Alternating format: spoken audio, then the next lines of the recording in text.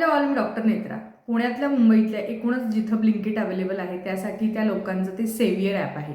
माझ्यासाठी तर अतिशय उपयुक्त आहे.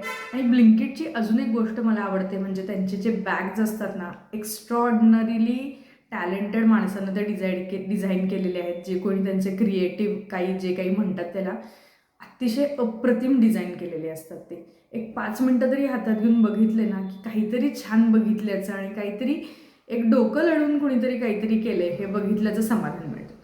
आज त्याच्या लिस्टमध्ये आलेलं आहे नॉटी लिस्ट. आता हे तुम्हाला उलटं दिसत असेल, मी हे घेऊन आली आहे. आणि ह्यांनी नॉटी लिस्टमध्ये अशा गोष्टी दिल्यात की ज्या गोष्टींमुळं तुम्ही सँटाच्या नॉटी लिस्टमध्ये जावा. आता नॉटी लिस्ट असं म्हणण्यापेक्षा आपण मेंटल हेल्थ अवेअरनेस असे मोठे मोठे शब्द वापरतो. मी अनेक वेळा म्हणते की अनेक वेळा आपण ज्या छोट्या छोट्या मुद्दा म्हणजे चुकीच्या गोष्टी करतो ना माहीत असून सुद्धा, त्यांना दुसऱ्याचं मेंटल हेल्थ काही डॅमेज नाही होत, आपलं स्वतःचंच मेंटल हेल्थ डॅमेज होतं. याच्यामध्ये कोणकोणत्या गोष्टी दिल्यात बघा. Intentionally gave bad relationship advice. याचा अर्थ तुमचं मन तुम्हाला खातंय आणि तुम्ही दुसऱ्याचं वाईट चिंतताय आणि तुम्ही त्यांना चुकीचं ॲडवाईस देताय. Left wet towel on the bed. हे टॉवेल, सॉक्स, बेड, बॅग्स आहेत ना, जेव्हा मॅरेज काउन्सिलिंग आमचं सुरू असतं इथं समोर आमच्या, तेव्हा सगळे बाहेर येतात आणि मग त्या व्यक्तीला कळतं की आपण किती मोठी चूक केली आहे. Faked bad network to avoid family group call. माणूस समाजात राहणारी व्यक्ती आहे आणि आता एकटा पडत चाललाय. जेव्हा स्वतःहून कोणी तुम्हाला कॉल करतंय तर ॲटलिस्ट कॉल तरी घ्या. खोटं काहीतरी बोलून स्वतःला फसवण्यापेक्षा तो कॉल घ्या. 2 मिनटं मन मोकळेपणानं बोला आणि तुमचंही मन अगदी आनंदानं भरून जाईल आणि फोन करणाऱ्या व्यक्तीचंही मन आनंदानं भरून जाईल. Said be there in 5 minutes while still in bed. ही तर जागतिक समस्या आहे. 5 मिनटात आलो म्हणजे 5 मिनटं म्हणजे 20 मिनटं, 25 मिनटं, अर्धा तास, 1 तास किंवा कधीच न येणं, ही कुठलीही कॅटेगरी येऊ शकते. आणि मी तुम्हाला खरं सांगते, हे 5 मिनटं आहेत ना, हे आपल्याला थोडी थोडी थोडी अँझायटी प्रोव्हाइड करत राहतात आणि आपण आपली क्रेडिबिलिटी आहे ना ती घालवून बसतो. ही व्यक्ती कधीच वेळेवर येत नाही, ह्याच्यावर विश्वास ठेवून उपयोग नाही. लिटरली हा मेसेज ह्या तुमच्या वागण्यामधून जातो.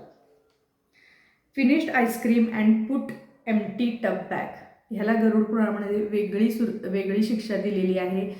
रॅपर्स, बिस्किटांचे कव्हर्स, पाण्याच्या बाटल्या ह्या भरून न ठेवता ह्या डस्टबिनमध्ये न टाकणं, भरून न ठेवणं, ह्या सगळ्या गोष्टींमुळं घरातलं स्वास्थ्य खरोखर बिघडतं.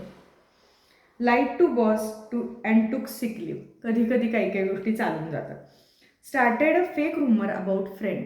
सोशल मीडियाच्या या सगळ्या जगामध्ये अशा गोष्टी करणं, एखाद्याचे रिलेशनशिप ब्रेक करण्यापासून एखादी व्यक्ती अँझायटी, डिप्रेशनमध्ये जाऊन ती व्यक्ती सेल्फ डिस्ट्रक्टिव्ह मोडमध्ये सुद्धा जाऊ शकते, याचा आपण विचार करत नाही. आणि अशा चुकीच्या, अतिशय दुसऱ्याला दुखावणाऱ्या रूमर्स आपल्याकडून मजा म्हणून पसरवल्या जाऊ शकतात. पण ही मजा नाही आहे, हे कोणाचं तरी आयुष्य आहे. आणि एकदा एखादी गोष्ट सोशल मीडियावर आली की ती कधीच कुठूनच आपण ती नष्ट करू शकत नाही. त्यामुळं हा जो स्वतःचा विकृतपणा आहे, जो मजा म्हणून आपण दुसऱ्यांसाठी वापरतो, तो अजिबात करू नका.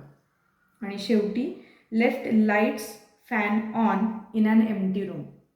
आता सगळं सांगू, हे सगळं टोटल जे आपण वाचलं ना, हे सेल्फ अवेअरनेस आहे. कुठेही वेळेवर जाणं, खरोखर आईस्क्रीमचा डबा संपलेला आहे तर तो घासायला टाकणं किंवा डस्टबिनमध्ये टाकणं, स्वतःचं टॉवेल वाळत टाकणं, वेळ पाळणं, किंवा कुठल्याही गोष्टीची क्रेडिबिलिटी की नाही मी ह्या गोष्टीसाठी, मग अगदी छोटीशी गोष्ट असू दे, चहा पिल्यानंतर तो कप उचलून ठेवणं, ही माझी रिस्पॉन्सिबिलिटी आहे. आता अशी माणसं घरात असली, कसलाही क्रेडिबिलिटी म्हणजे कसलाही रिस्पॉन्सिबिलिटी न घेणारी, की हे सगळं घर ते डिस्टर्ब करतात. कारण ते स्वतः डिस्टर्ब असतात. त्यांना ते अंडरस्टँडिंग नसतं की आपण समाजामध्ये राहतो, फॅमिलीमध्ये राहतो आणि इथं माझी काहीतरी स्पेसिफिक रिस्पॉन्सिबिलिटी आहे. मी अनेक वेळा सांगितलेलं आहे की लाईफमध्ये खूप मोठमोठे इव्हेंट्स जे असतात ते खूप रेअरली होतात. अगदी खूपच नशीबवान माणूस असेल तर 2 हाताच्या बोटावर मोजता येतील इतके मोठे इव्हेंट्स त्याच्या आयुष्यात होतात. Life is all about this small small moments. ह्या छोट्या छोट्या गोष्टींची जेव्हा आपण काळजी घेतो तेव्हा लाईफ अतिशय सुंदर होते. आणि जेव्हा ह्या गोष्टी आपण गृहीत धरतो, घराला गृहीत धरतो, घरातल्या लोकांना गृहीत धरतो, आपली वाट बघणाऱ्या लोकांना गृहीत धरतो, आपल्याला फोन करणाऱ्या लोकांना गृहीत धरतो, एकूणच सगळ्या गोष्टी कॅज्युअली घेतो तेव्हा आपण स्वतःचं महत्त्व कमी करत असतो. आणि मग ही जी सवय आहे ती माणसाला अनहेल्दी, मेंटली अनहेल्दी बनवते. आणि मग एकूणच त्याचं वागणं, त्याचं प्रेझेंटेशन, त्या व्यक्तीबद्दल इतरांना वाटणारी जी भावना आहे, ह्या सगळ्या गोष्टींचा ऱ्हास होतो. आणि मग आपण म्हणतो की नाही, मेंटल हेल्थ माझं फारसं चांगलं नाही. तर ब्लिंकिटचे जे कोणी बनवलेले आहेत ह्यांनी दुसरीसुद्धा लिस्ट बनवली आहे, नाईस लिस्ट. आपण त्याच्याबद्दल उद्या बोलूया. पण छोट्या छोट्या गोष्टींकडे लक्ष द्या. 2026ला खूप मोठे रेझोल्युशन्स बनवण्याची काही गरज नाही आहे. छोट्या छोट्या गोष्टी जरी आपण बदलत गेलो तरी आपली लाईफ अतिशय सुंदर होईल, याच्यामध्ये मला अजिबात शंका नाही. तर तोपर्यंत काळजी घ्या. बाय.